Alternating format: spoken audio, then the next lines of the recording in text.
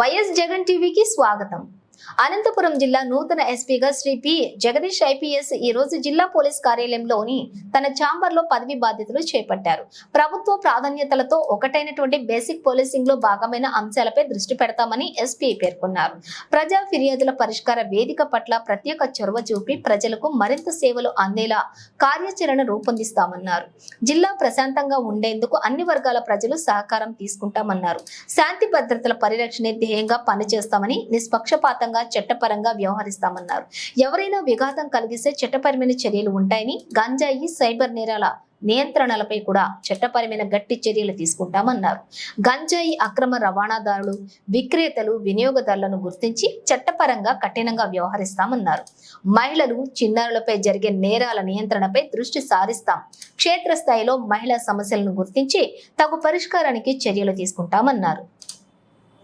ముఖ్యంగా మహిళలు, చిన్నారుల పట్ల అనుచితంగా ప్రవర్తించిన వాళ్లకు, వాళ్ల ఎడల నేరాలకు పాల్పడిన వాళ్లను కఠినంగా శిక్షించేలా చర్యలు చేపట్టడం జరుగుతుందన్నారు.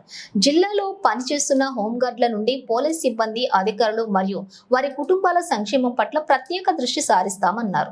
పోలీసులకు అవసరమైన సంక్షేమ చర్యలను తీసుకుంటాం. ప్రజలతో మమేకమై మెరుగైన సేవలు అందిస్తూ పోలీసు శాఖ పట్ల విశ్వాసాన్ని, ప్రతిష్టను పెంపొందించేందుకు కృషి చేస్తామన్నారు.